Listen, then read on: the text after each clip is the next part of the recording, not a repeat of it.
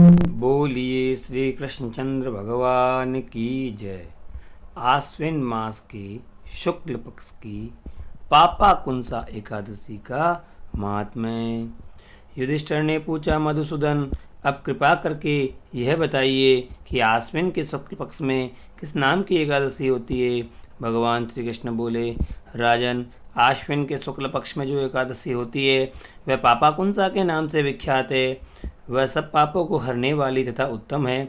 उस दिन संपूर्ण मनोरथ की प्राप्ति के लिए मनुष्यों को स्वर्ग और मोक्ष प्रदान करने वाले पद्म नाम संज्ञक मुझ वासुदेव का पूजन करना चाहिए। जितेंद्रिय मुनि चिरकाल तक कठोर तपस्या करके जिस फल को प्राप्त करता है वह उस दिन भगवान गरुड़ ध्वज को प्रणाम करने से मिल जाता है।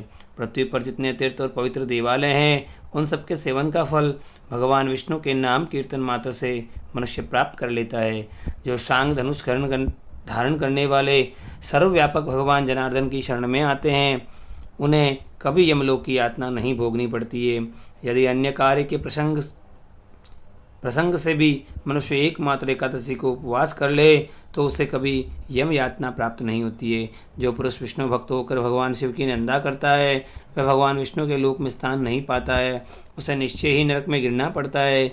इसी प्रकार यदि कोई शैव या पाशुपत होकर भगवान विष्णु की निंदा करता है तो वह घोर रौरव नरक में डालकर तब तक पकाया जाता है जब तक कि 14 इंद्रों की आयु पूरी नहीं हो जाती है। यह एकादशी स्वर्ग और मोक्ष प्रदान करने वाली है, शरीर को निरोग बनाने वाली तथा सुंदर स्त्री, धन एवं मित्र देने वाली है।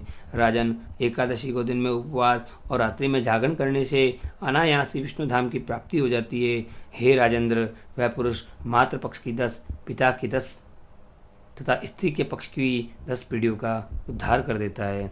एकादशी व्रत करने वाले मनुष्य दिव्य रूपधारी चतुर्भुज गरुड़ की ध्वजा से युक्त हार से सुशोभित और पीताम्बरधारी होकर भगवान विष्णु के धाम को जाते हैं। आश्विन के शुक्ल पक्ष में पापा कुंसा का व्रत करने मात्र से ही मानव सब पापों से मुक्त हो श्री हरि के लोक में जाता है। जो पुरुष सुवर्ण, तिल, भूमि, गो, अन्न, जल, जूते और छाते का दान करता है वह कभी यमराज को नहीं देखता है। नृपश्रेष्ठ दरिद्र पुरुष को भी चाहिए कि वह यथाशक्ति स्नान, दान आदि क्रिया करके अपने प्रत्येक दिन को सफल बनावे। जो होम, स्नान, जप, ध्यान और यश आदि पुण्य कर्म करने वाले हैं उन्हें भयंकर यातना नहीं देखनी पड़ती है। लोक में जो मानव दीर्घायु, धनाढ्य, कुलीन और निरोग देखे जाते हैं वह पहले के पुण्यात्मा हैं। पुण्यकर्ता पुरुष ऐसे ही देखे जाते हैं। इस विषय में अधिक कहने से क्या लाभ है। मनुष्य पापों से दुर्गति में पड़ते हैं और धर्म से स्वर्ग में जाते हैं।